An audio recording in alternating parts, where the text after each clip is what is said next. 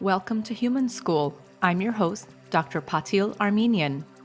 After 4 years of college, 4 years of medical school, 4 years of residency, and 2 years of fellowship, I thought I was done. I did my time, got my degrees, and now I was just gonna live life. Well, think again. Some of my greatest schooling has come after my formal education was complete, and it keeps on coming.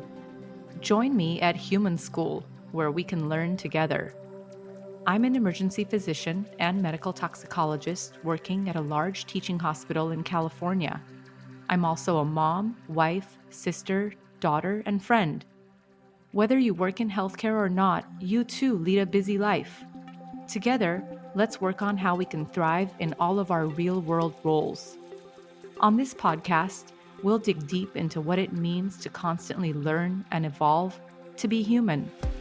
Every other week, I'll share some of my personal stories, interview inspiring people, and offer tools to help you learn more about yourself.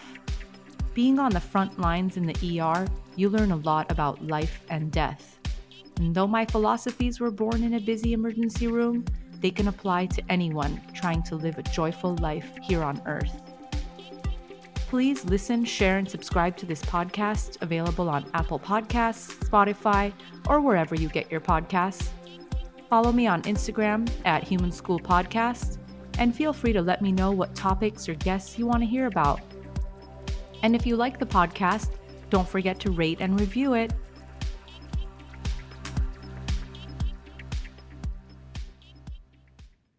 Hi, everyone, and welcome to Human School. On this podcast, my hope is that in being open about my experiences, I can help others. We're all going through the same things, and we're not alone. In this episode, I'm going to talk about how I burned out. Burnout is talked about a lot nowadays, sometimes in the correct context and sometimes not. This is the WHO, or World Health Organization, definition of burnout. Burnout is a syndrome conceptualized as resulting from chronic workplace stress that has not been successfully managed. There's 3 dimensions that characterize it. 1, feelings of energy depletion or exhaustion. 2, increased mental distance from one's job or feelings of negativism or cynicism related to one's job. And 3, reduced professional efficacy. Burnout refers specifically to phenomena in the occupational context and should not be applied to describe experiences in other areas of life. So this was the World Health Organization definition. And before we even get into burnout, I want to introduce a new term, burn-in. This term came to me when I was trying to figure out how I got to burnout in the first place. In my case, I burned in for 2 years before finally burning out. I was keeping in my bitterness, my anger, my resentment, my annoyances, and my exhaustion. Keeping these things in was counterproductive. Instead of making my life smoother, things were getting harder. So a handful of seemingly small incidents added up to tip me over the edge. The first incident had to do with research.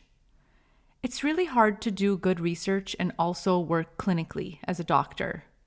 I'm in awe of anyone who's able to juggle both of those well.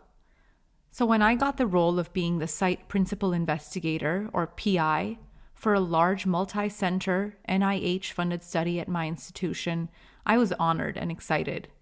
My old department chair was the site principal investigator, but when he left to be chair at another hospital, he recommended me for the role. I was fully in, even driving 4 hours to the primary site to meet in person with the main study investigators to show that I was part of the team and ready to work. Everyone was friendly and welcoming, and it felt like a real team. I'm an ER doctor in my heart, at my core, and the ER is all about teamwork and trusting each other with very clear lines of communication. So in any part of my work life, I'm always looking for that, maybe even forcing it sometimes. I've learned the hard way that not everyone has that team mentality, most often, unfortunately, in the research setting. Now, please remember that I'm only talking about my own biased personal experiences here, And I'm not generalizing to entire sectors in medicine. I know that there are really awesome research groups out there, and I've since done research with some amazing co-researchers. Now, about a few months into this research study, we were enrolling study subjects when I was due to start maternity leave. I was really looking forward to my son's birth and spending the first 3 months of his life bonding with him. Since there was plenty of advance notice, I came up with a good plan to cover my principal investigator duties while I was out on leave. I recruited 3 of our best faculty to fill in for me. They were added to the study, oriented by myself and the site coordinator, and ready to work in my place. 3 months later, when I returned to work, I was dismayed to find out that not a single patient had been enrolled in the study. That was not good. The main PI wanted to talk to me, and we had a phone meeting during which he expressed his extreme dismay that we hadn't enrolled anyone in months. The site coordinator was also on the call and stayed quiet the whole time. That phone meeting was on my baby's first Halloween. He was dressed up as a pea-pod while I was working an ED shift and being told that my maternity leave was being interpreted as me being lazy. After the call, I reached out to my 3 colleagues and asked if the screened subjects didn't qualify for the study. Each of them individually told me that they were never called and therefore never had the chance to enroll anyone. To be clear, they received no pages, emails, texts, or phone calls. Basically, the site coordinator never contacted the 3 faculty for any possible subjects and then completely threw me under the bus to the main investigator. She and the main PI were acting like I had just taken a long vacation and left no one to cover for me. And if you don't know, maternity leave is not a vacation. After that call, I quietly began to distance myself from the research team and was no longer interested in the study. I began to burn in. Instead of discussing her actions with her, I bottled it up, which might not have been the best move. This was the 3rd research-related drama I'd had in the last few years, and it was the straw that broke the camel's back. If this incident was happening today, I would have dealt with it much differently. I would have spoken up, advocated for myself, called others out more, and probably not let them have so much power over me. But while I knew those tools and had used them in the past, I was too tired and intimidated to rock the boat. Instead, I just fizzled inwards. This was the beginning of the long burn-in. What does burning in feel like? It's more than just a rut. I was so tired, bothered by little things, felt unappreciated, sometimes invisible at work, and had a sinking feeling that something's wrong. Some more things, not being excited to go into work, snapping at residents a little more than normal. I felt like this slow burn of giving up was weighing on me. I knew something was wrong, so I tried to do things I did in the past that had helped me. My go-to was always an art project. They never failed to keep me on track. I love a big project, especially something longitudinal, to get me through difficult things. Mentally, I did really well through medical school and residency because I had great outlets. I always had an art project going, and I exercised regularly. In medical school, I painted a lot, usually big canvases that would take me up to a year to complete. I went to medical school in Boston, where I lived in an apartment overlooking the Charles River. I knew that I wanted to move back to California, but I loved Boston and my apartment so much. So for my entire final year of medical school, I set up a camera in my window and took the same exact photo of the Charles River with the Mass Ave bridge in it as my goodbye to the city. By the end, I felt ready to leave. I never even thought about burnout in med school. I was too busy learning. When I started residency, I was really scared and didn't know how I'd get through intern year, which is the first year of residency. I started my drawing a day project. Every day at work, I would make a little drawing in a moleskin notebook of something from the day. I actually can't really draw, so most of it was quotes from the day or funny stick figure drawings. I carried it around in my scrub pocket for a year, and it was the bright spot in many difficult days. Starting in the second year of residency, I rented an art studio right next to the hospital and would go there after shifts to paint. The studio building opened up once a month to visitors, so I had to have new paintings or photos every month. It was a great motivator and helped me keep my head screwed on properly. Then in the latter half of my residency, I was informed by a senior faculty member that I should focus more on medicine and less on my art. Now, I'd never gotten a bad evaluation this whole time, always had good test scores, performed well clinically, did a lot of side projects for the department, but still somehow it came across to me that if I wanted to be chief resident the following year, I needed to deprioritize art. And I definitely wanted to be a chief, no question about it. So I got rid of my studio and effectively stopped making art. I didn't even really tell anybody why I got rid of my studio. Even to this day, I don't think my sister knows why I got rid of my studio at that time. But she'll find out when she listens to this. I became a chief resident the following year. I focused on the department, and my first taste of a tiny bit of burnout happened during the month that my co-chief left to do an elective. That meant I was the only chief resident around and dealt with all of my co-residents' issues for a whole month with no support or no one to vent to. Once my co-chief got back, it was all better, and I quickly went back to normal. By the time I started fellowship, art and exercise fell by the wayside. I simply had no time. I was a full-time fellow learning a new specialty, toxicology, while also working for the first time as an ER doctor on my own. This is when I started doing research, going to conferences, lecturing regularly, and publishing papers. I also worked a full roster of shifts in the ED and saw toxicology patients in the hospital. Bottom line, I was all in on academic medicine. But I didn't have the time to use the outlets I had in the past that managed my burn-in. For the first time in years, about 6 years after finishing fellowship, I started a 1-year-long art project called the Aftermath Project. It's actually still live on Instagram, but I don't post to it anymore. I started this to bring me some joy at work. I would take pictures of objects in the ER, what the place looked like after a resuscitation, just the beauty of a still life after all the shit had gone down. And it really helped me to enjoy my shifts again, even for a little bit each day.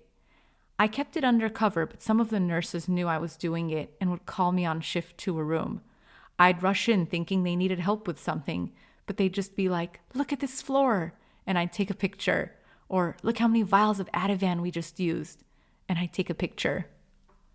1 year after that, the burn-in was beginning to deepen as I felt constant microaggressions at work and growing disrespect. I didn't feel that my opinion mattered regarding the workplace and that other faculty members' priorities were placed above mine. It's a much longer story, but at this point, I was actually thinking about leaving toxicology. I had set in my mind that an upcoming toxicology conference in Chicago would be my decision maker. Until I became a mom, I went to about 3 medical conferences a year, always presenting research or lecturing. I used to say that I wouldn't go to a conference unless I was doing something there. When my son was tiny, I took a year off from conferences, and this would be my first one back. I was so happy to see my favorite colleagues from different places, but most importantly, the ones from San Francisco, where I had trained.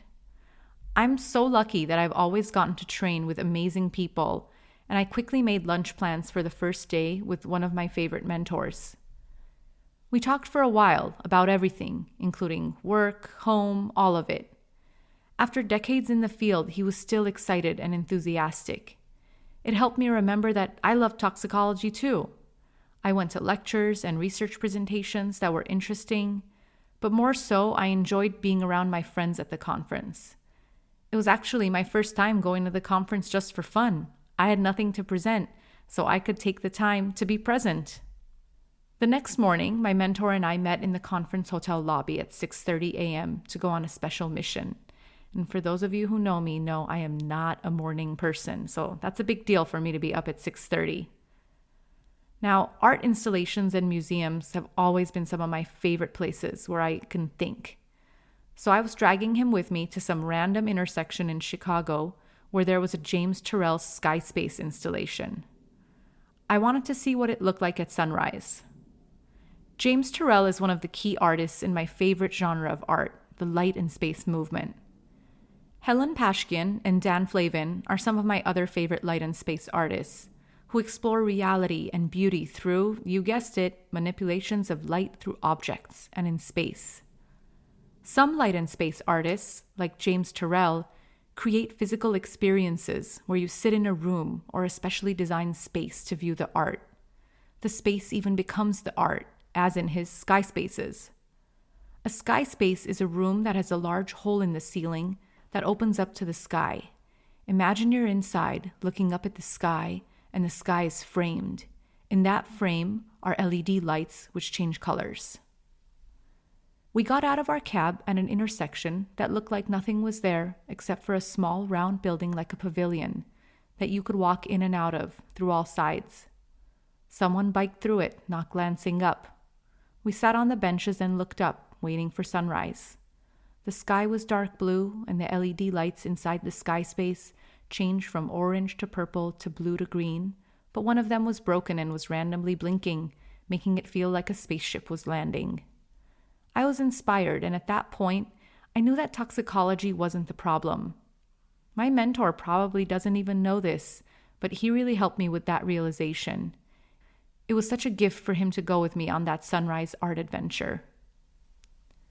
So if toxicology wasn't the problem, then what was? This is where I had to take inventory, actually make a list of all the things I did to see if anything could go.